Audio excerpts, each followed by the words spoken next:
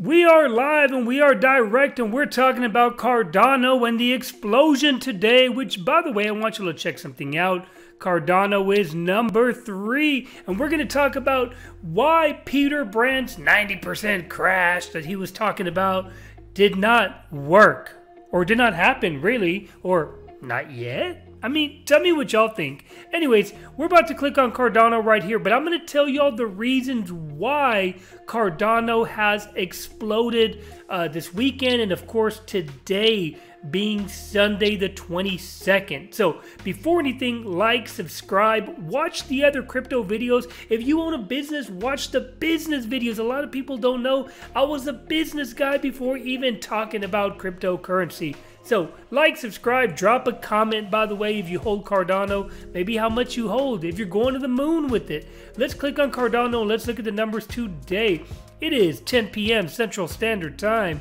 We are currently at $2.80. If we start looking at, let's see, the 7-day, we're looking good. Look at it, up from $2.13. The high today, I think, was 284, 286, somewhere around there. Trading volume is up 64%, 24-hour period, and the market cap is right about $90 billion.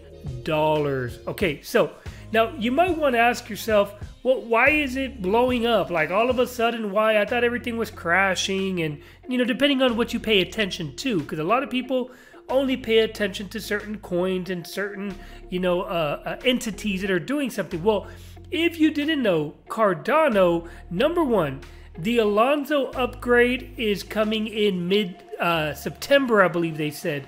Basically, what the Alonzo upgrade is, I mean, I don't want to get too technical and overwhelm people, but make a long story short, one of the capabilities is smart contracts, and basically that would make decentralized apps enabled on the Cardano blockchain for trading, lending, and borrowing capabilities and services. So it's going to be really crazy. The Alonzo upgrade is going to be huge, something they've been waiting on. I know a lot of people have been waiting on Cardano to blow up for a good while now, and it is coming. Just be patient. Number 2, okay? When you start looking at the Ethiopia thing, okay, then remember, what they typically do, it's a lot harder. Let me rephrase it. Let me tell you why I'm going to say this, how I'm going to say it. Imagine if you own a business, right, and you have a product, and you want to get your product into, let's say, a clothing brand, and you want to get into the mall, right? Well, it's hard to get into the mall and Macy's and Dillard's and I don't know if there's still Foley's around, you know, the department stores. So typically, what do? You start with the local, the mom and pop shops, the one that's easier to get into and say, hey, I got this product. Look what it can do. Look how it looks like, whatever it is. So it's a lot easier to get social proof and really a testing ground on a smaller scale before you even approach the big dogs. So basically what they're doing is they've gone to Ethiopia, the Minister of Education. I mean, this is already pretty much, I don't want to say it's been in the works is what I'm saying, but it's about to launch. And basically what they're looking to do is build a blockchain-based universal student credentialing system. Now, what I mean by this is this will affect, or not really affect, but it'll hold the attendance records, the grades, accomplishments of students. There are a lot of students in Ethiopia. Obviously, people go to school, right? Just like any other country. However, they start with the, let's say, kindergarten through 12th grade, or however their education schooling system is. And then, of course, they start going to universities, doing the same thing. Remember, it's basically like a database. It's information being stored on the Cardano blockchain.